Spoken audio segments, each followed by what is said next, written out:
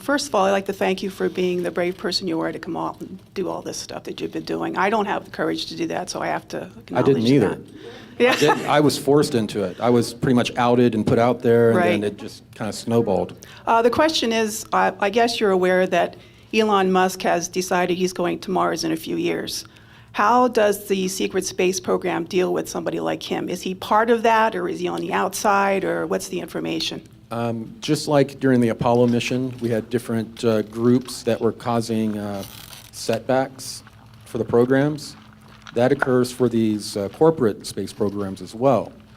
But I think that some of these different people that are starting these corporate space programs, they find out that if they start towing the line and working with, like, let's say, the International Space Station, well, Elon Musk, they're sending up rockets to bring material, up to the space station. Well, now that they are working with the powers that be, they start to have a little bit more success. But they're only going to be allowed to have a certain amount of success. They will, during the Apollo mission and some of these other corporate space programs, they start having setbacks that just don't make sense.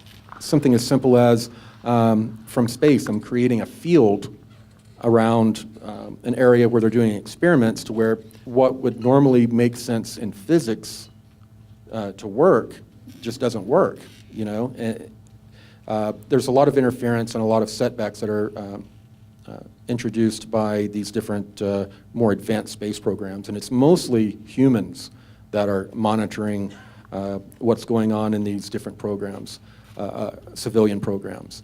Now, free energy, that's one of the things that, the holy grails.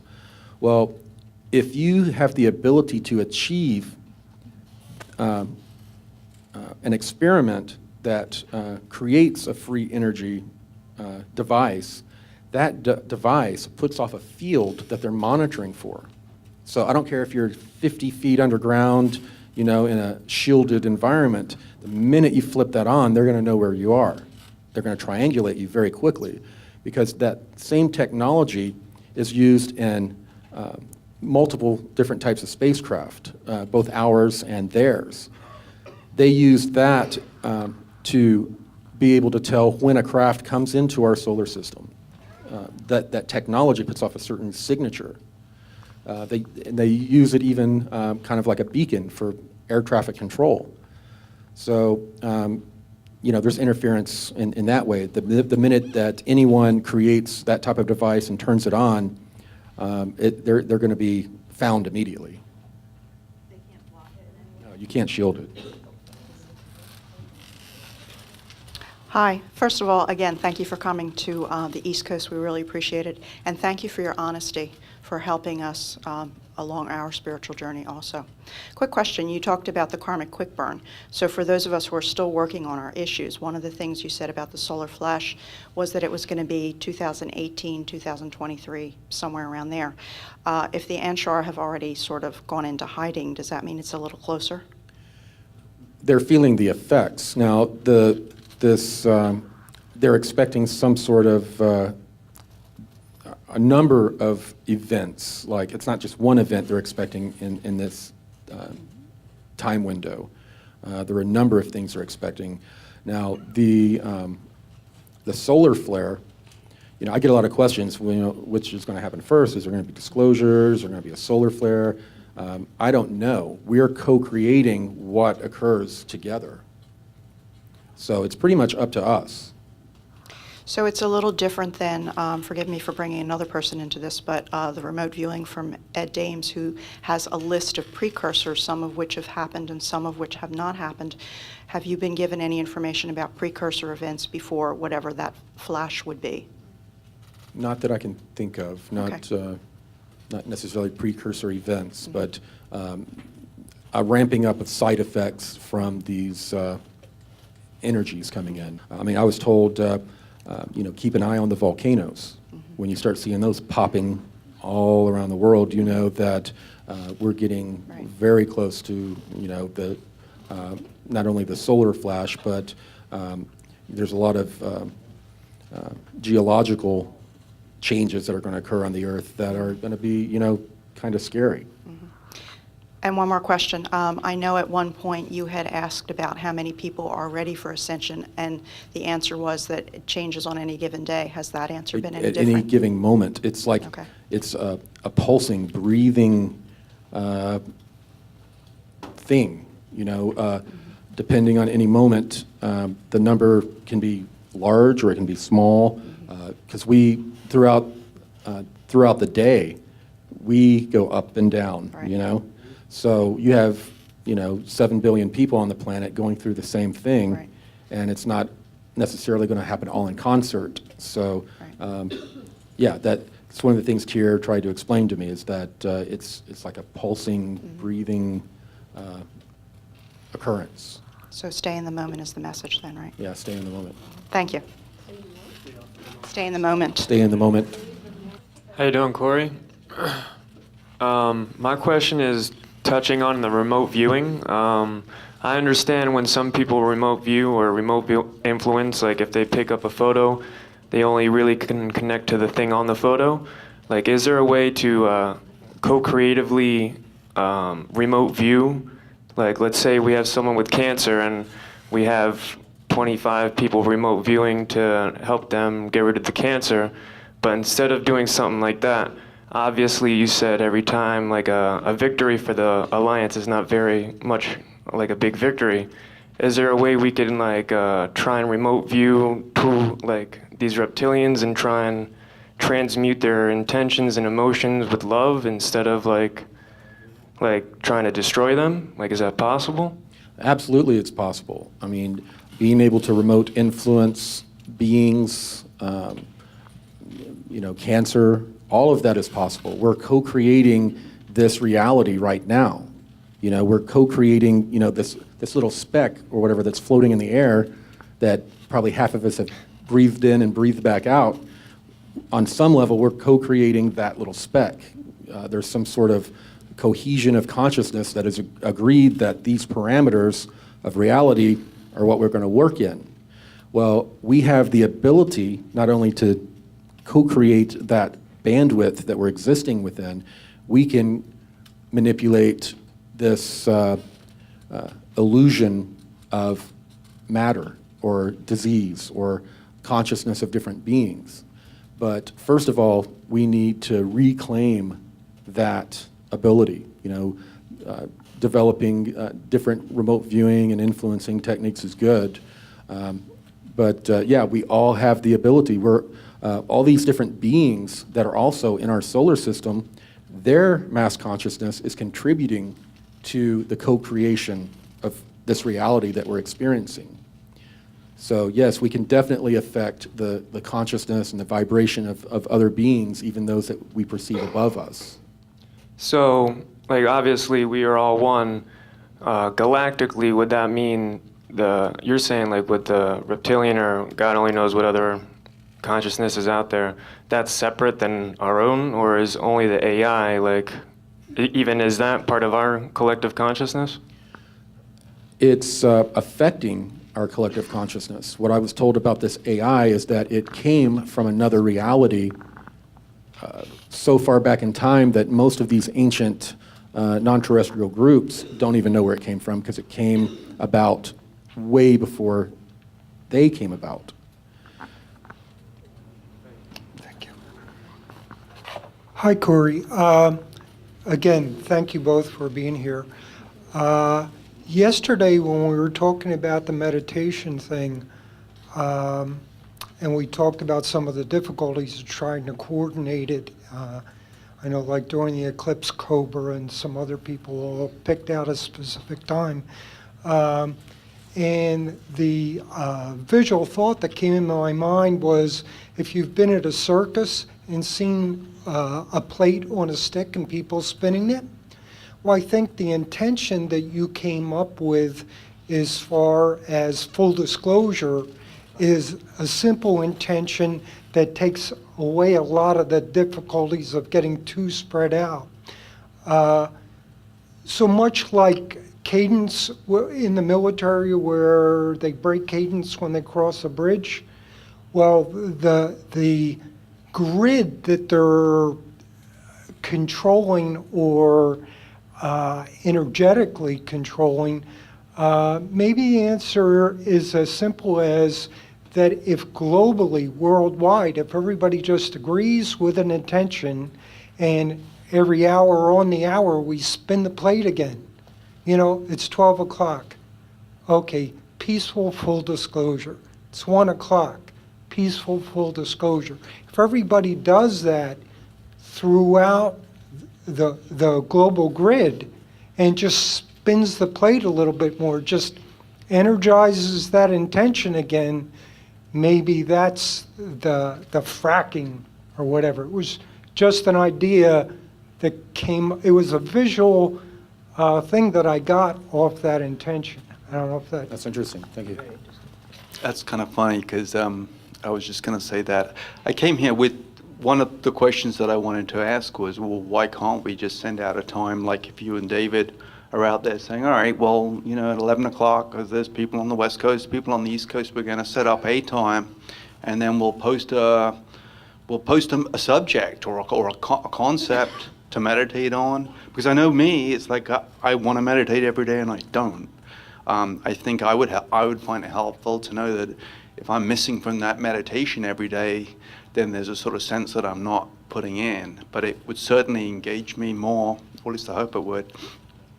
But yeah, I exactly agree. what he said. But, you know, we have all these different types of people out with different ideas on things.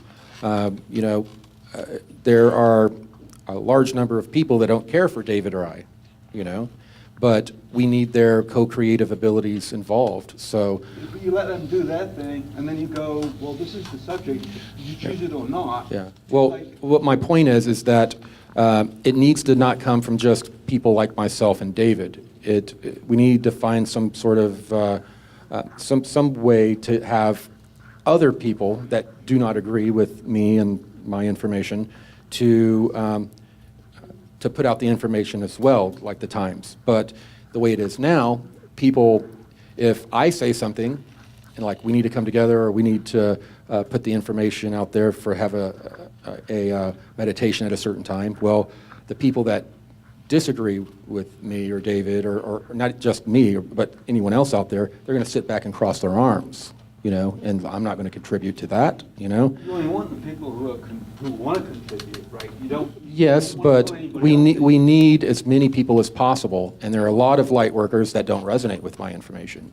But we need to find ways to get them on board. So we need to have not any one face, not this face, not David's face, on it, you know. So it needs to be not all of us, you know, marching under one flag, but all of our individual flags, but, you know, marching with the same intent. That's very difficult to do. I mean, what I've just described to you is a lot of what we've run into, you know. So we... Quick say. Whether I like your face or David's face, it's like the reason why we're here is because there is some level we agree on. And yeah, there are a lot of people out there who I wouldn't really want to agree with that stuff, and I wouldn't necessarily want to meditate in the same direction as that, and actually meditating. But in each group, you just set that up, and you just say, all right, well, for now, it's just whoever's interested. But I think it's like getting something started to get that energy out there. It's going to take a group effort, you know, a group effort, and other people have to be motivated to do it as well. For everybody to agree, then No, I mean, we're doing it. We're getting people together, you know, but that, the 100th monkey effect needs to kick in a little bit better, like, other people having the same idea and not knowing where it came from. Yeah, we don't, Yeah, we're coordinating with a number of different groups.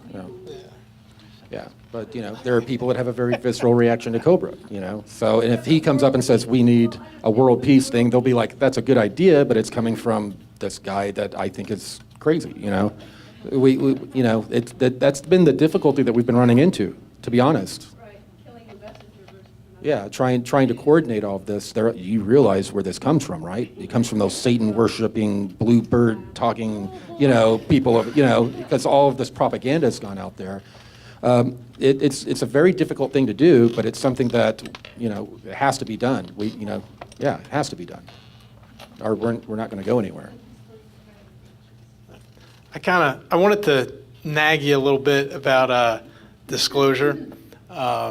Obviously, you can see lately that they've been following the partial disclosure timeline, whatever you want to call it, that they agreed to, and it's shown by what you post on Facebook every day.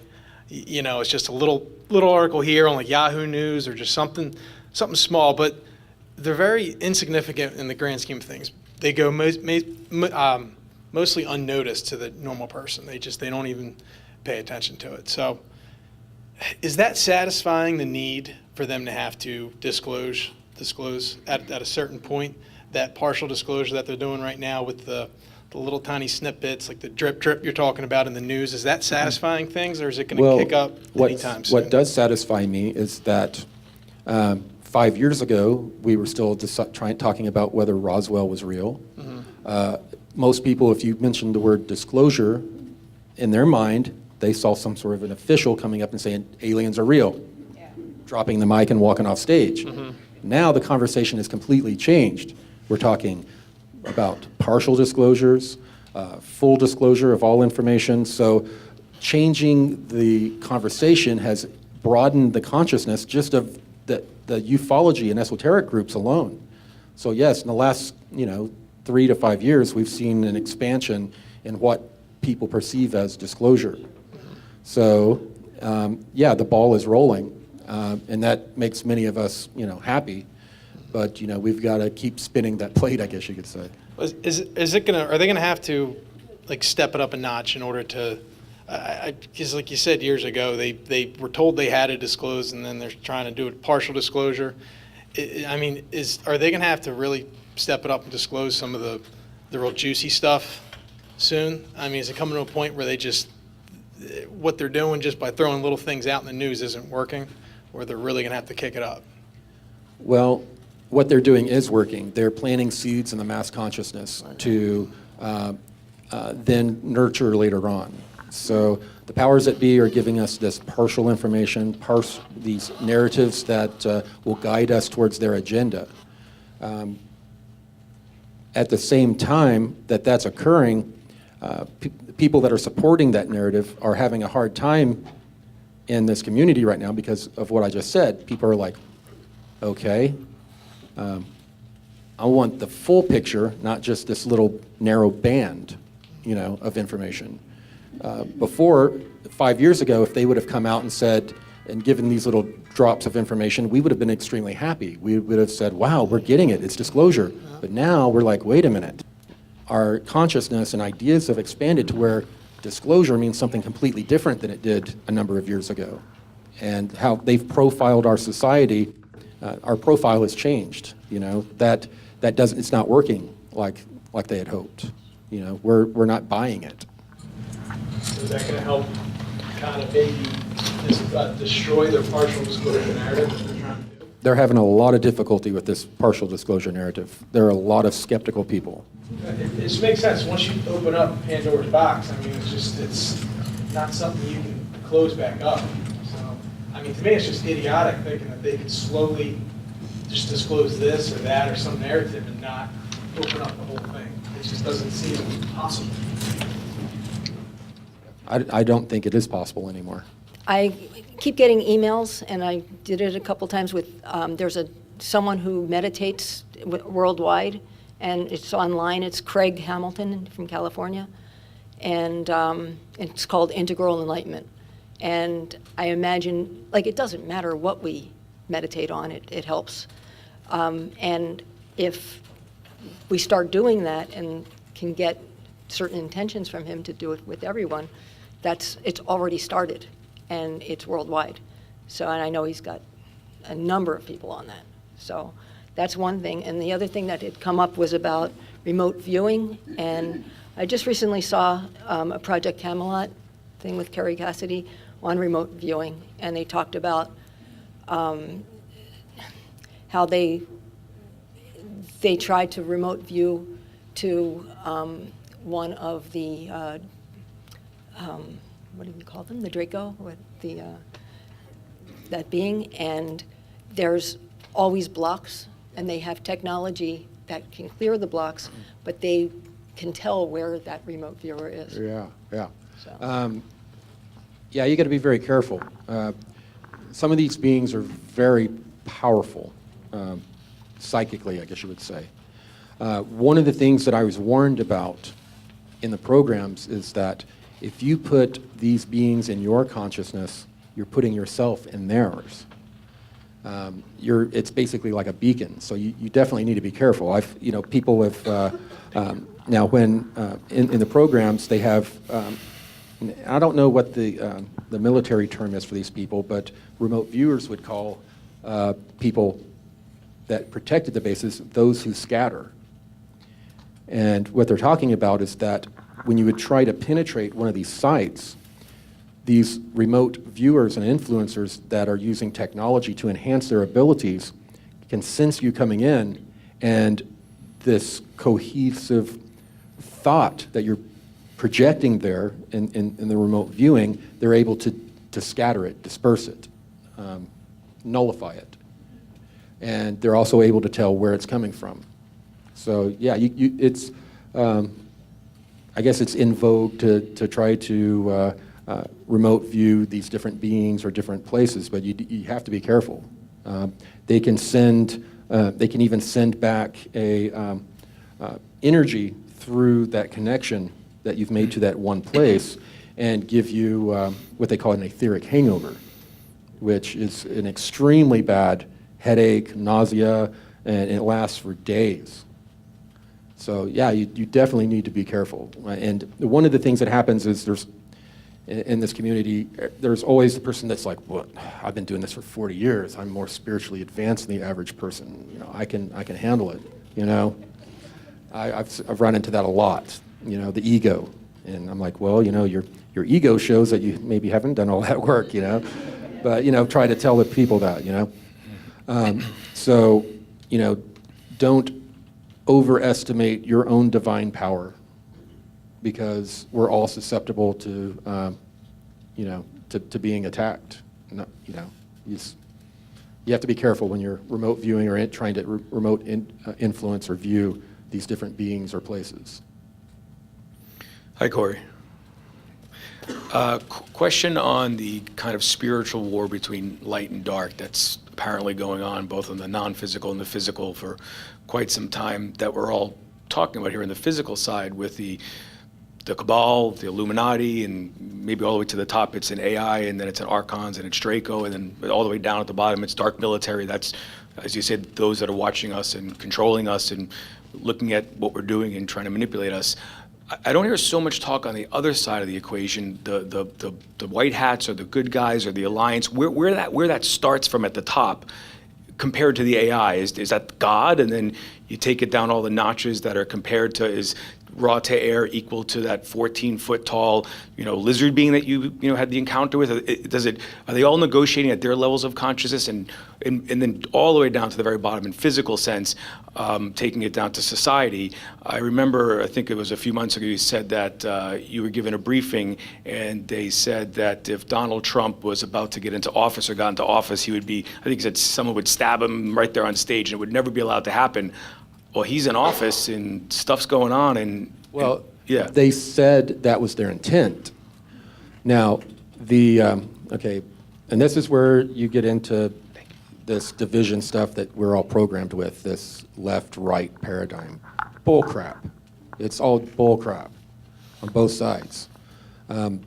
What occurred was that the deep state stated that they were going to take out Trump. They were going to kill him. The alliance told them if something happens to Trump, there's going to be an immediate coup, a military coup. So that put things at bay. But their intent was there was nothing, they were not going to allow him to be elected. That was the information I received. And if he was elected, they were not going to let him fulfill his term. So what happens now then? Well, what happens now is that we're sitting back waiting for this very covert shadow civil war to play out. The briefings that I have are extremely disturbing about what is occurring between the deep state and the alliance. Not only here in the United States, but what's going on in Europe, if people knew, it would blow their minds. Yeah. So, Tell us so. well, what you're seeing going on in Spain right now, Catalonia, all of that's being manipulated to cause division, and there's some of the stuff is just kind of sensitive in this politically charged environment right now. I just avoid it because people are so programmed to have a visceral reaction. Trump, that, or on the other side, the deep state, and anyone that's against Trump, they must be the deep state. Anyone that, it's so polarized right now that, I try to stay away from the fine details because it's... But that would mean he's on the side of the alliance, and he is alliance friendly. Alliance friendly. Is Trump very read much more than the news would say? Well, Trump, he's not, no, he has the intelligence community has refused to read him in because they're afraid he's going to tweet it. But he has not received anywhere near the presidential briefings that other presidents have. But if I know the stuff by listening to you, I would think he is also listening to Well, what may or may not surprise you is before he was elected, he was watching Cosmic Disclosure. Some other people I was told were too. Now, he knows a lot of this because of his own family lore. His great uncle or his uncle was the one who was sent in by the cabal to clear out Tesla's safe, all of the information. So since he was sitting on the knee of his dad or his uncle, he's been hearing these stories. And he's very much into conspiracy theory. So he is not read in, though. He desperately wants to be, but no one will read him in. I'm here listening, and I realize that we all have to work on ourselves. Finding ourselves, healing ourselves, empowering ourselves. And that's the only way we're going to save the world. My only desire is to go out in the world and teach people how to tap into their power that they were born with, because you can heal yourself. Yeah, I agree. Yeah, totally agree. That's one of the things that we've talked about, is you got to change the world one person at a time, that person being yourself, But I think a lot of the light workers, starseeds, whatever you want to call them, that are here, we didn't come here to tell people how to be. We came here to show them, show them how to live in harmony with the earth, show them how to go through hell and healing. It's through these examples that we're going to change the world one person at a time. So I completely agree. I'm an example now. And that might be your whole mission. It upsets a lot of people when you tell them you chose this mission to come in because all of the abuse and horrible things that happen. They're like, screw you, I didn't choose this. But on some level, you chose to come through this and come through it alive and live through it. And then you're now able to show people, not just tell them. Because anyone, lip service, people are sick of it. You got to show people. Besides running the Bosnian Pyramid project, I research pyramids all around the planet. Northern Spain, the town of Palencia, 3 circular pyramids. 1, 2, 3. Their height 74 meters. The Pyramid of the Sun in Teotihuacan, Mexico, 74 meters. Those 3 pyramids, they have the same layout like the pyramids in Teotihuacan, Sun, Moon, Quetzalcoatl. The same like the Giza Pyramid, Cheops, Khafre, and Myceren. The same like the pyramids in Italy, Monte Vecchio. Of course, the church placed the statue on the top, and the church is here, so you cannot enter the tunnels. Now, Palencia is a very small town. Today, it's only about 10,000 people. In the 15th century, they built not the church, but cathedral. Even for today's norm, it's a huge cathedral, which should be in Madrid or Barcelona. Now, above the entrance, there is a pyramid ornament. 3 sides, like a triangle. Inside the pyramid are the human faces. The royals, the rulers, military, farmers, kids, mothers. And above the pyramid are those 2 beings, 1 and 2. Now, this was carved in the 15th century. Of course, today, in the last few decades, the Hollywood movies are bringing those predators, aliens. This is from the 15th century. Of course, we do have 2 legs and 2 hands. Now, you'll see the head with this long skull. It's not elongated human skull, obviously. This is very, very long skull. Look at the back. Again, we remember all those alien movies with Sigourney Weaver. So, this is really for you, question. Now we try to put the shape, the actual shape now, we're not shape. Interestingly enough, the cathedral, which is here, is exactly on the north-south line from the pyramid. So, the connection is there. The message is there.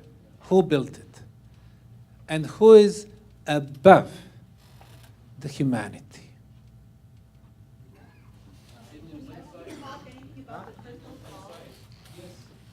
Hidden in plain sight, that's what I was saying to him. Makes you wonder whoever crafted the Alien versus Predator depiction on movies, if they modeled it after some of these ancient carvings, because it's pretty dead on. Yeah, thank you for that. And interestingly enough, next year we're doing a conference in Valencia, so this information is. Palencia. Oh. Palencia. Oh, Palencia. It's north from Valladolid. It's a very small town. Oh, okay, okay. Valencia is big. Oh, okay, all right. Okay.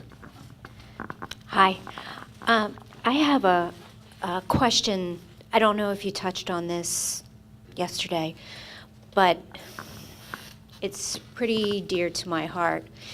As far as us spiritually advancing, I genuinely feel that we will not be able to unless we address the whole satanic pedophilia sacrifice of our children, and whether it be on earth or off earth. And my struggle is every single day with meditation, and I know that we all need to collectively get together and meditate. What I see is trying to visualize the outcome of what, when we spiritually advance and when we move into different realities and move with earth and connect with earth. But what can we do in order to put an end to that? I'd really try to envision the children being free, because, you know, even if right now there's children that are being tortured, and even if they were set free, then what happens to them at this point? So, you know, what do we do? What do we do with this? I have 2 children, and I don't want to live in fear of this, but it's very prevalent, and it's something that no one talks about. It's starting to right now. But I think that that's another one of the full disclosures, that if the human race really found out the depth and the magnitude of what is going on with our children and why these beings need this type of energy and what they do to the children for this energy, I don't know if the human race is going to be able to handle it. No, they're not. That's why I say, yesterday I asked who all is looking forward to disclosure, and the whole room raised their hand. And I said, be careful what you ask for. It's not going to be a big kumbaya kind of moment. If we get full disclosure, it's going to be the most sickening moment of human history. But it's something, I stated, all evolution occurs through stress. And we're going to need that stressor to be able to evolve past it. If people really don't understand how systemic these satanic pedophiles are. Most of us that have supported different politicians or whatever, and we fought for them, pumping fists. Well, when we find out that we put all of our energy behind supporting one of these sickos, we're going to feel responsible as well. So, yeah, it's going to be a process that's very, very difficult for us to go through. And at this point, we're kind of waiting for the alliance to expose more and more of it, because everyone's so conditioned right now that if the news tells us that it's a conspiracy theory, most of the people are going to be, oh, okay, it's a conspiracy theory. We're just at the beginning of exposing all of that, and I've had a very detailed and long briefing, and I have 2 children, that I just wanted to stay in bed afterwards. I mean, I was just sick, and I've heard and seen just about anything you could think of. But people think they know what's going on, and it's horrible, but it's just the very, very tip of the iceberg. Even those of us who know about the pedophilia thing and know the different things that are going on, we're going to be shocked. It is that insidious. Will it end? Will it end? Well, it'll take a lot of work, because the victims usually perpetrate the crime later on in life because they don't get the right counseling, the right environments. So all of that depends on us, how we handle and how we help the victims. That's where you end the chain, is with the victims. That cycle is ended with the victims. But exposing it and helping the victims heal and develop a modicum of a normal life, that's going to be on us. I want to add to what Sharon brought up. We cannot, and I believe this with all my heart, we can't develop spiritually until we expose this underbelly of pedophilia. And it was brought to my attention by the extraterrestrials. There are ETs that are working with the Alliance, we do have a lot of help. Now, the first episode that I saw on Cosmic Disclosure with you and David Wilcock, my mouth was hanging open. My mouth opened and I was shocked. Okay, that night, the ETs contacted me, and they showed me a humanoid reptilian standing next to Adolf Hitler. I have family that was killed by Hitler. And behind that was an ethereal Trump. Now, this was before Trump won the election. And what they disclosed to me at that time was that Trump, whether you like him or not, is going to expose this. He's not part of the cabal. He is going to expose this, and there's going to be trials. There's going to be trials of the people that are running our government that are committing these crimes. You don't get elected unless you agree to commit these crimes. And we need to wake up to this. And I get downloads confirming everything you're saying. And I know about all the infighting with Kerry, whatever, and the people that, Bill, Ryan, and people that were disputing what you were saying. It was told to me that what you were saying is the truth. And a lot of people had a hard time because of the 20-year and back. That whole mind-bending thing with the time is hard even for me to, at this point, to even believe, but I know you're telling the truth. I knew it from the time I listened to you that you were telling the truth. And I get confirmation on what you're saying, and I get confirmation on the pedophilia. and on what's going on with the government. Yes, and I agree totally, of course. But, you know, we're also, no matter how much we think we've grown, we're still responsible in contributing to some of this larger karmic issue. There are, like the United States, we have not dealt with what was done to the Native Americans and the indigenous African people. We have not dealt with it. The people, you know, back during that time that were actually responsible for it, there was no apology or karmic cleansing. They just kicked the can down the road. Well, then their grandkids were like, well, I'm not responsible for that, so they kicked the can down the road. Well, that is a major karmic issue for us collectively in this country, and other countries have it as well. So we have the pedophiles and the Satanists that are controlling and doing all this stuff that you know, we need to expose. But then there's also this, we need to circle around and start to deal with just what I said was just an example. There are many other things. Until we deal with that, we're going to hit a glass ceiling spiritually as well. I want to thank you for what you said. I wholeheartedly agree with you, and I believe that ties in with what you said about the war behind the scenes. So we have a lot to look forward to. Change the subject just a little bit. I want to make sure that I understood what you said earlier about the secret space program and RA, where they were telling you to avoid RA, the theories, teachings. And how was that communicated to you, or who communicated that to you? And how did you change and discover that that was false? Well, it was in the programs. The secret space program, it was communicated by superiors. And even the scientists would discuss it sometimes when they would be standing around talking, you know, it would come up. They would say that it's, you know, Luciferian and all this stuff, which would give me, I grew up in a Christian environment, I had a visceral reaction to it, and it worked very well with me.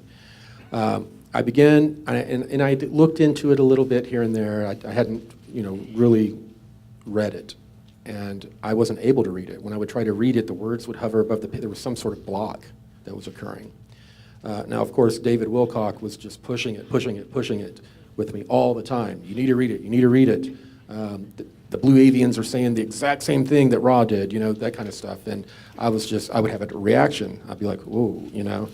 But once I was actually able to read it, it did have a profound effect on me. Okay.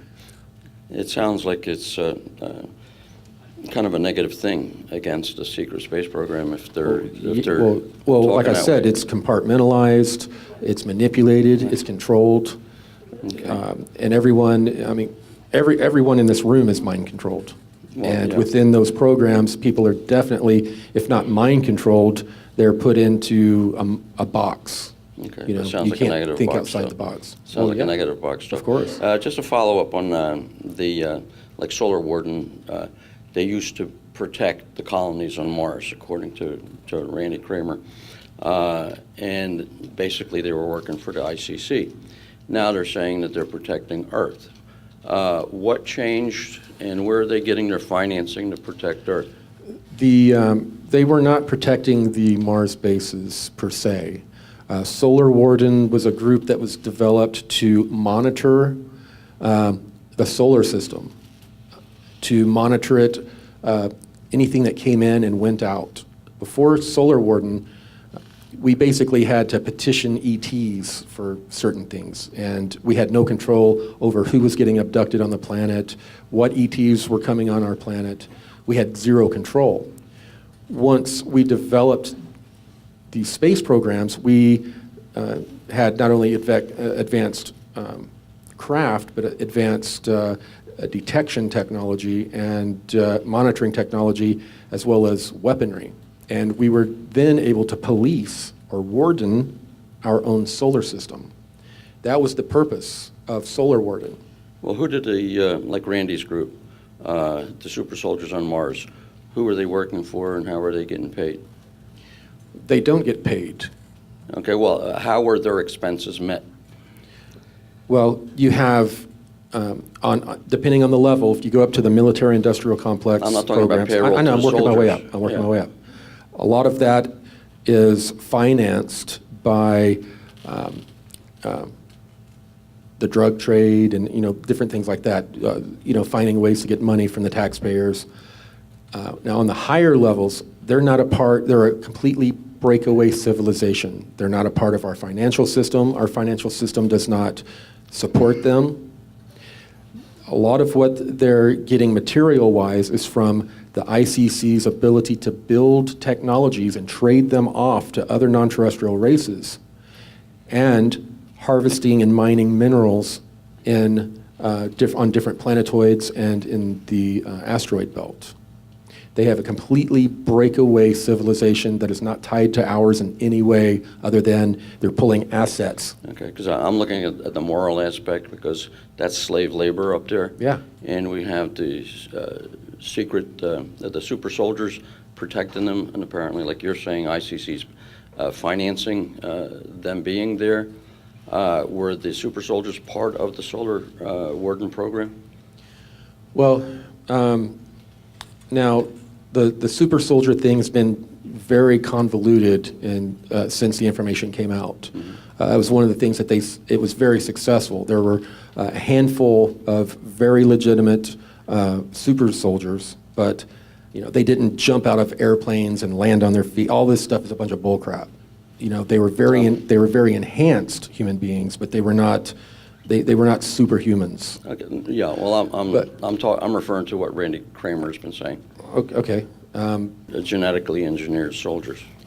Like Randy Kramer, he said there were 300 of them that were taken there to protect the colonies against the inhabitants. Yeah, I worked alongside at times the security force that was protecting the colonies. Right. And they were extremely specially trained, and they had chemical and genetic enhancements, but they were still very human. Well, of course, yeah. Yeah, a lot of magical stuff has been built up around the super soldier thing. Yeah, I was trying to get some information about the morality of it all.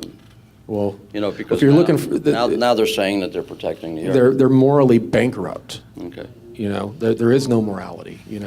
A lot of when it comes, Mars is such an oppressive place that the energy there is that of like a prison. Okay. But if these super soldiers who are now not protecting the colonies, if they were a part of Solar Warden, sorry to belabor the point, and now Solar Warden is saying that they're protecting the Earth, where's the transition? They were not. They are these security forces. They're corporate. They are not a part of Solar Warden. I'm sorry if people have said otherwise. They are not. They are corporate. They're corporate forces. Okay. ICC forces.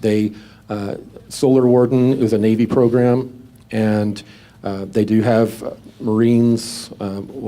They call them the Marines, but they're made up of people from all the different branches, that serve in these Marine. I can't remember the recon expeditionary force that they called them. Special section. And it is a special section, but that's not what they were referred to me anyway. Okay. Well, okay. All right. Well, thank you. I'm taking up too But much when you're time. looking into the morality of it, Mars is, there's a lot of slave labor going on there, and a lot of, they choose a lot of, psychopaths to help run it. Well, my concern was it was the same people that were there that year. How did the transition occur? Yeah, they do cycle in people in these corporate military programs and cycle them back through the 20 and back programs. They have no morals here. They have morals here. No. No. Okay, so we should be cautious about They profile people for different projects and jobs. No, Solar Warden, like I said, is not who you were referring. They're ICC, interplanetary. Well, yeah. Yeah, but Solar Warden was not on the surface of Mars, protecting Mars, providing material or human support on Mars. No. Who? Solar Warden is doing their mandate of policing the solar system and monitoring what comes and goes into our solar system. Well, it's all perspective, you know. These ETs that, you know, some people have a positive experience, some will have a negative experience with the same ET group, and a lot of it is perspective. And so I have a quick question for you guys, Dr. Sam. A lot of the work I've mentioned to you, my buddy Josh and I, we work with Drumble Melchizedek, and our focus is on what HeartMath calls heart coherence, and being able to see these fields coming off the heart. These fields are 5,000 times stronger than the mental fields. So the idea is to, hey, let's get out of the head because it's duality. Let's drop into the heart. So the question is, I think you mentioned to me there's somewhere around 50,000 volunteers that have been down to the, was that correct in that? No, in the last 8 years, 2,900 volunteers from 62 countries and 6 continents. Awesome, okay, sorry about that. My question to you is, you obviously must see people have huge transformations when they walk into these pyramids. Do you hear the repetitive sharing that it's a heart-based thing, or can you elaborate a little bit on that? Thank you. This summer we had 8 shifts, 8 groups, June, July, August, September. I receive every one of them, and usually I'm the one who showed them the locations before they start volunteering. And I always ask them the same question: why did they come to Bosnia to volunteer on the Bosnian Pyramids? And I'm always getting the same answer. When I first hear about Bosnian Pyramids, I felt something inside. I had this inner, need, inner call to come to Bosnia. Doesn't matter whether they are from Peru or New Zealand or South Korea or Turkey or Germany or US or Canada. So obviously this topic vibrated with them when they first heard about it. They came to Bosnian Pyramids after 10 days or 30 days or 7 days. They all talk about the life-changing experience. And our project started as the archaeological project 12 years ago. And today it has become the most active archaeological site in the world. But then it was not enough, so we started applying a lot of other scientific disciplines, interdisciplinary scientific project. And then we started with the energy aspects, engineers, physicists, sound engineers. And then we noticed that this energy is affecting our energy fields, our auric fields, spiritual aspect, and then the self-healing aspects. And the volunteers actually, they go through all these different aspects, and they are telling us when it comes to self-healing, yes, they can notice that the big improvement in their health. When it comes to spirituality, yes, they realize we are not only physical but spiritual beings also. And then they share information, they talk to each other, they share the knowledge, and so the whole new world opened for them. And it seems to me, if you're looking at our souls as the different stage souls, you have infant and baby souls and youth and mature and old souls. It seems to Bosnia mostly old souls and mature souls are coming. And we know that not all 7.4 billion people will come to Bosnia to experience the Bosnian Pyramids.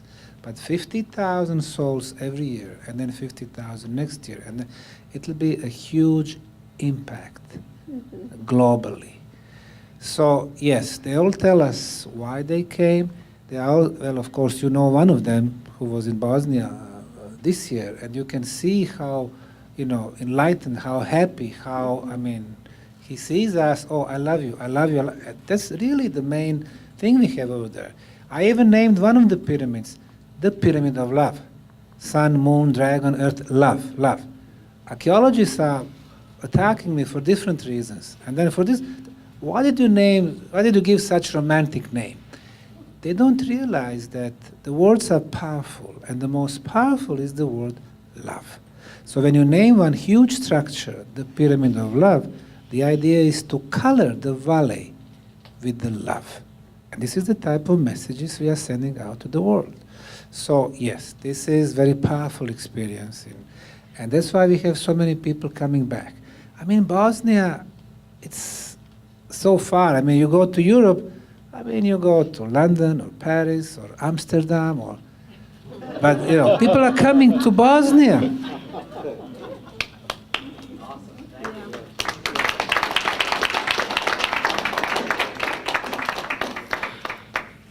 I want to say thanks to both of you for being here and putting out the information that you've been doing. It's been just fantastic, I think, for the whole community. I have a question about what's going on in Antarctica. I've seen some photos of alleged pyramids down there, and I've known that you've talked about your visits to Antarctica. Are the things that you saw in Antarctica, are they related to those pictures of the pyramids we've been seeing, or is that something totally different? I'm told that a number of pyramids have been located down there, and that they are related to the civilization that was on Antarctica before it was covered with ice. Now, it's interesting though, you know, I reported about being brought down under the ice into these big ice caverns that were created by geothermal heat. We're starting to get little bits and pieces of that information. You know, recently a bunch of scientists just released a video of the caverns, ice caverns, stated that they were created by geothermal heat, that it was 20 degrees Celsius under there. You can swim in the pools. You can be in a swimming suit, in a bathing suit under there. So this information is slowly trickling out to us. I would definitely like to hear what he has to say about the pyramids, if he's looked into them. Of course, pyramids are built all over the planet. They're telling us about Egypt, Mexico, Peru, but they're in China, 250 Shanxi pyramids. Indonesia, 29,000-year-old pyramid in Western Java. Cambodia, Kocher pyramid. Island of Mauritius, in the middle of the Indian Ocean. Sudan, 224 of them. Egypt, 155. Sicily, 43. Canary Islands, 104. Peru, 300. Central America, tens of thousands. Cahokia pyramids here in states, 250 of them in the state of Illinois. Antarctica, well, I haven't been there. Those that I mentioned, I've been on all those places. Antarctica, I saw photos, like probably most of us. We can see two rather regular sites. Maybe there are 4, maybe there are 3. And then some other photos are showing 3 pyramids. Probably they wanted to relate to Egyptian or Teotihuacan pyramids. But I've learned in my life not to trust photographs. So unless we have an independent verification, I cannot say yes or no. And of course, I'd like to go there. But since we know that at one point Antarctica was not an icy continent, that it did have greenery and vegetation. We know that even the stone ball phenomenon was present there. Somebody was, shaping those big spherical balls. We know that the presence of civilization was there at least 100,000 plus years. So it's very possible that the pyramids were there, yes. Of course, we know about the history with Nazis going there during 1930s and the bases. We know about 47 and 48, and Americans fighting them. So, yes. But my experience there is very, very limited, just on what I can read. I have a question for both of you, actually. For the giant skeletons, what kind of details do you have? I saw pictures, but I cannot ask anybody around me. Well, or if you're talking about the very large skeletons, yes. Those were a hoax. They were done as a class-type project, Photoshop kind of thing. Now, there are giant skeletons that have been found going, back into the 1800s, and they would put it in the newspapers at the time. But they were giants. Most of the people during that time were like 5.5 feet tall. So these giants were anywhere from 6.5 up almost to 8 feet tall, that, are around 8 feet tall, that they're located, that they were finding. Now, there are still, I've spoken to several Native American groups that they know where some of these remains are to this day. But they keep it a secret because they know that someone will come and just take them away and desecrate them and throw them in the ocean or whatever. But yeah, the very large skeleton photos you see of giants are not real. But different civilizations, they have different sizes. That's what I know. Yeah, I mean, there was a civilization of red-haired, six-fingered giants that controlled especially the eastern part of the United States, going down into Central America. There was a civilization that was around for quite some time, and during the last ice age, they seem to have almost completely perished. Those who survived after the ice age were in extreme survival mode, became what we would call cannibals, were living in deep caverns and caves. A lot of the times, Native Americans, if they would find out where they were, they would put a nice big bonfire at the mouth of a cave and suffocate them. They were not a positive group. Hey, Corey. What was scientifically proven when it comes to giants? The last quarter of the 19th century, when the Smithsonian Institute was established, the first task their teams had was to travel the U.S., checking those tumulus or tumuli phenomenon, and destroy them, the earthworks, and all the archaeological material and all the remains to remove and hide. So we do have some interviews in especially some local Chicago newspapers from 1882, 83, and so on, where those teams explain that they did find skeletons 8 to 12 feet. They took them to Washington, D.C., and of course, they were never exposed to the public because Smithsonian was not established to show, but to hide. So 1% they show, 99%, like in those Indiana Jones movies, they're really placed in those huge underground warehouses. So this is what we can trace, and we can say, yes, they were found there, and interestingly enough, they were found here on the American continent. But then, in a lot of civilizations, a lot of societies, they do talk about giants, but we don't have a physical proof that we can say, yes, these are the bones. Sometimes our friends like Klaus Dona or Tellinger, they do find some things, but then I guess they stopped halfway trying to, prove the thing to the end. And like he said, what we can find on internet, sometimes people send those PowerPoint presentations with the big, skeletons and archaeologists there. Yes, they are photoshops, they are fake. Going back to waking the uninitiated, it probably seems mundane to everybody in this room, but the recent release of all the JFK files, is that a good foothold? I feel like even just talking to my parents, there's things that they probably wouldn't have believed about the CIA, and you know what I mean, in terms of getting a foothold into the larger picture. I don't expect a smoking gun in that information, but the fact that as they're releasing it, they're saying we're doing it for full disclosure is an interesting term they're using. But I think that what it's going to do is stimulate people's consciousness. They start thinking about the conspiracy theory stuff again. But I expect some interesting revelations to occur, but I don't expect anything groundbreaking. What's the best email to contact you if we run across technology information that we want to share? spherebeingalliance@gmail.com.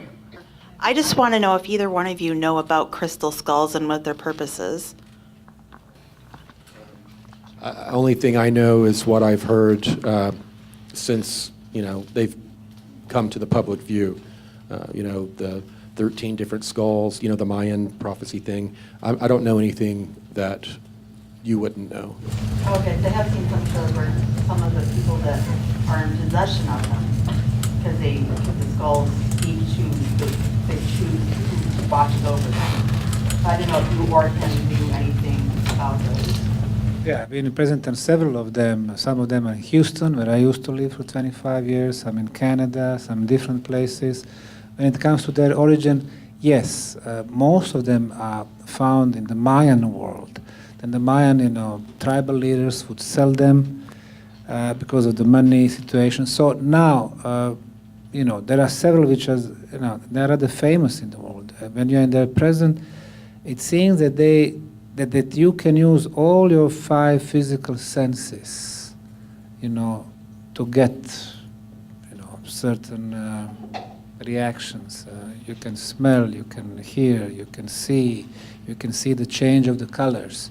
So they're made in very intelligent way. Sometimes in rather unusual way, because people who shape the crystal, they will say, "Oh, you would never do this like that," but it's been done that way, meaning it was very high technology how they were made. Then the way they are polished, they are saying using our instruments and tools, it would take 300 years to polish it so smooth and stuff like that. So obviously they are product of very advanced civilization. And those from the Mayans, it seems that they were getting them really long time ago. When it comes to the Mayan world, of course, they're not only 3,000 years, like they're telling us. They are direct descendants from Atlanteans. In Belize, we found places with domesticated corn 7,500 years old. So I would say there is a really direct connection, Mayans now and 12,000 years plus back. And I would say they were having this technology to make those crystal skulls, and which would, storage information, and so yeah, they were very powerful. Whether there are 13 of them or it is just a legend, or we do know that there were many more than 13. So maybe 13 major or something like that. Some of them I even found in Tibet. So it's interesting. Oh, is anybody off the microphone? Okay. I had a question in regards to just kind of spiritual development. Other people have already kind of touched on it, but and I'll be brief. I was raised very strict Catholic, and I don't want to bash anybody that is. I still find a lot of worth in it, and I still have belief in it. But there's so much that I see now as fear control and just programming and mind control. And, I kind of years ago was reading a lot of Jim Mars, and you face the gauntlet, you hear a lot of crazy stuff. And then you kind of just, okay, it's out there, it is what it is, and you get over it. But for the people that are still in that conditioned mindset, and some of my siblings even, very religious still, how do you kind of address that with them in a way, in maybe your guys' experience, that isn't bashing any kind of belief system, but just saying you have to deprogram certain things that are within just your mindset, your comfort zone, and look beyond it? It's a tough question. Yeah. Yeah. Anybody else? Yeah, I mean, because, You are alone. it's when you can get people to agree that, religions are, maybe they were set up in a positive way, but then, they were then used quickly by the cabal to control people and all this stuff. And people will nod and they'll be like, yeah, that's true about your religion, but not mine. People are so entrenched in that. I don't know if those types of conversations are going to be received at all. Even, pretty much what my family is, I have a number of people that are convinced the Earth is 7,000 years old. I mean, nothing I say is going to convince them otherwise, So I think it's pretty much we need to focus on ourselves. A lot of my family has been trying to figure out, wow, he's not going to church every Sunday, but he's going through this weird metamorphosis, and he's starting to become more spiritual, and his family life is better, and all these things are improving, but he's not doing it the way we trained him to. I think we have to be examples more than trying to speak to people, because, you know, especially people that are completely indoctrinated, they're just going to shut you down, you know, and shame you. Plus, if they say you got to go to a building and you say, well, the Bible says my body is a building and I am inside. Our society is based on fear. In academia, if you're a student, you fear your professor. Assistant professor, again, fear the professor. They don't want to say something wrong. Professors, of course, fear deans or rectors. In corporate world, if you're a young guy, you know, you fear what you're going to do, what you're going to say, because your supervisor is looking. Your supervisor is fear, you know, of the manager or VP and so on. In media world, the journalist, they need to make sure what they're going to write, the news, so editor, you know, will not criticize them or fire them. Fear. The basic fear is fear of losing the life, the physical death. And based on that fear, all other fears are coming. Fears of losing the job, losing the money, losing the mortgage, losing the house, losing the car, losing the loved ones. Fear, fear, fear. We need to change that. If we go back to the ancient civilizations, we would realize that they were more spiritually advanced. What does that mean? They knew that we have, of course, our physical body for one use only. But also we have our soul, which is almost, you know, eternal. And we have our spirit. Once you realize that your soul will live through so many lives, there is no need to fear. Why should you fear? You won't die. Why should you fear losing your job? Why should you fear losing your home? So once you live the life without the fear, then this is not what elites don't want. Because without that, they cannot control us. They cannot manipulate us. When it comes to spirituality, back in Europe, they were teaching us spirituality equals religious. Wrong. Spirituality is development of our spiritual senses, so we can sense the world beyond the physical reality. With our physical senses, we sense physical reality. We see, we hear, we touch.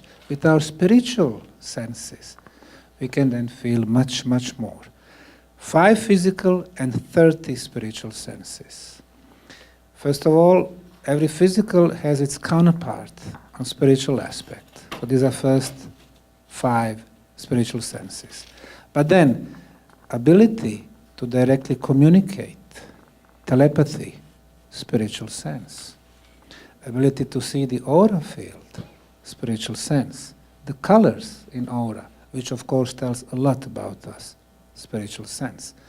The power to move objects with the power of our mind, telekinesis, spiritual sense. The power to move through space and time and different densities, teleportation, a spiritual sense. At one point in the time, over 12,000 years ago, before the end of the last ice age, when our planet was much stronger, when the natural energy places were much stronger than today, then the pyramids were much stronger, producing very strong energy fields. And you could move through them. Teleportation. So once you develop your spiritual senses, then you can live in balance, physical and spiritual aspect. And then you become free. And this is what they don't want us to be. They don't want us to be free. We free ourselves, then everybody is becoming free, and then you have society based on free women and free men. The project we have in Bosnia, it's of course archaeological, it's scientific, but much, much more. You go to those tunnels, people start feeling stuff with their hands. They start feeling energies. We start developing our spiritual abilities. 2 major things that we have over there. We are proving that the pyramid energy is actually clean, unlimited, and free, based on the shape, geometry of the pyramid, based on elements of sacred geometry, based on using existing natural sources, free energy. That energy beam going through the top of the Sun pyramid, 28 kilohertz, the same frequency used by Nikola Tesla 100 years ago in Wardenclyffe Tower to transport the energy between two planets, and as he said, unlimited quantities of energy, thousands of horsepowers, regardless of their distance, 28 kilohertz. The Bosnian Pyramid builders knew about this particular frequency 30,000 years ago. And Tesla got it through his experiments, successful, unsuccessful. So, free energy, the first pillar of the free society. And free flow of knowledge, the second pillar of the free society.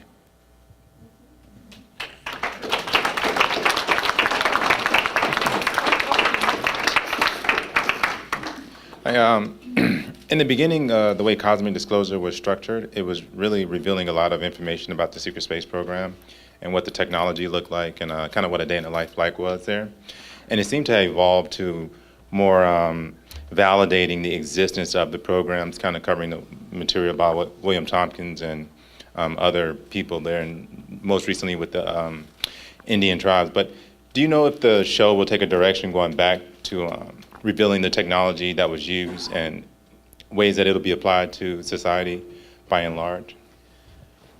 I hope so. I'm not exactly sure what we're doing right now. When we reached pretty much the end of my testimony of what I had experienced, and then after that, the show transitioned into bringing in people to validate that information. Right now, Cosmic Disclosure is about to take a short production break because we're going to reboot the set and change it up, and it's going to come back even better. Now, content-wise, we're discussing a lot of not only validating the information the way we have in the past through different authors, experiencers, and whatnot, but we're also going to start also covering like what has come out in the news that corroborates with my earlier testimony. And there are a number of new whistleblowers that we're vetting to talk to. There's some that are coming forward that have some promise, but I'm being extremely careful when it comes to insiders because the last attack that was used on to kind of bring down my information was not successful because they were basing it off of a psychological profile 3 years ago before I went through this metamorphosis.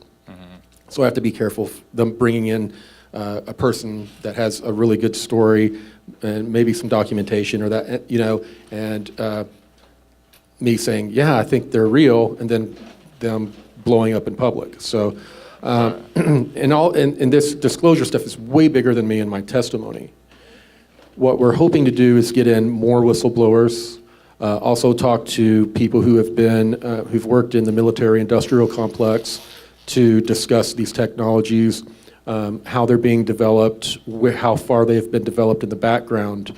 But we have pretty much reached the end of my testimony of the experiences I had. The show was developed around my experiences, of course. Right. But the show is taking another evolution. And not only that, but when I go back, in like the second week of November, we're shooting my new show. And it's going to be called Above Cosmic.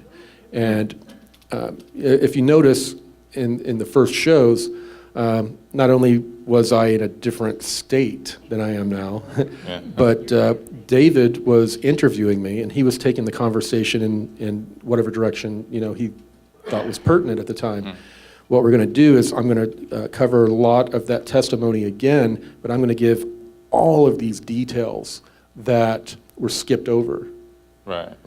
That's kind of really where I was going, because a lot of the material that you were communicating on first, especially talking about the replicators and a lot of the other technology that was in these programs, I would have wanted to hear a lot more about that and see if there was people who had approached you or if people are attempting to replicate this technology now with the current advancements. And one more question. Have you heard anything more from Sigmund? Not a word from Sigmund. I'm not real interested in actually seeing him again, to be honest. I mean, the guy chemically interrogated me and caused me to give up 3 people that I didn't want to give up. So, I, of course, the loving side of me hopes he's okay, but I guess, jaded side of me is good riddance. Mine's a simple question for the doctor. I just got a 4-foot pyramid that I'm going to put inside the house. I got a table, no nails, and I'm getting ready to level the table and align the pyramid. And what I'm going to make is pyramid water for health. But my question, it's, I think, 72 or 74 degrees, not in the 40s like the big ones. What happens to that energy that's going to go through my roof? You know, I did not think of it till I watched your presentation, and I'm thinking, what's going to happen to the roof? You're going to have a leak. So you were here yesterday? Yes. Now you could see that there are many elements, not just the shape of the pyramid. Of course, the shape is number one, the most important. The second one, the material. Number three, orientation. As long as you orient it to the cardinal points, east, west, north, south, it's going to be working. Well, Why am I saying that? I screwed up there. I was so anxious to try it that I took a compass. Now, you're supposed to get it within 1/10 of a degree. I was close. That's okay, as long as it is close. Yeah, but I drank the water, and boy, that was really bad. So my inside shook and all kinds of stuff. So I'm really going to work on getting the pyramid aligned perfectly, because it somehow screwed up the water. Why is alignment important? Our planet is a huge energy ball. There are energy flows on the planet. The strongest is north-south. The second strongest, east-west. You make 4-sided pyramid perfectly aligned to the cardinal points. You initiate energy movement within the pyramid. You have 3 energy flows. One is energy beam going through the top. The second one, energy flow within the pyramid, hitting 1/3 of the height, going to thirds, coming back to 1/3, and completing the circle. If you are exposed to this energy, yes, it is going to improve the molecular structure. Yours, if you are inside, and kings and queens chamber in the Great Pyramid of Egypt, are exactly on the way of this energy flow, but it also improves molecular structure of everything. Plants, animals, water, objects, anything. So yes, this is what you need to do. That's why you're placing the water inside. The water starts vibrating higher. When we hate, we vibrate low. When we are violent, when we are jealous, we vibrate low. When we are open-minded, we love everyone, we vibrate high. When we drink the water, if it is our kitchen water, city water, with the chlorine and fluorides and traces of heavy metals, it vibrates very low. We drink it, pulls us down. If it is, clean water, if it is, energized water, vibrates high, of course, then, our vibration go up. We measure the Bosnian Pyramid water. First of all, it is clean, a lot of negative ions, exposed to the best pyramid energies, original Schumann resonance, 7.83 Hertz, 28 kilohertz electromagnetism, the levitation ultrasound frequency. Water remembers, it vibrates very high. We drink it, we know we solve our problems. But bear in mind that Bosnian pyramids, they have all the elements. They have underground waters, they have negative ionization, they have those pyramid energies which you will not achieve just making a simple wooden pyramid. You will have 2 or 3 elements. If you had 10 or 15, of course, the effects would be much stronger.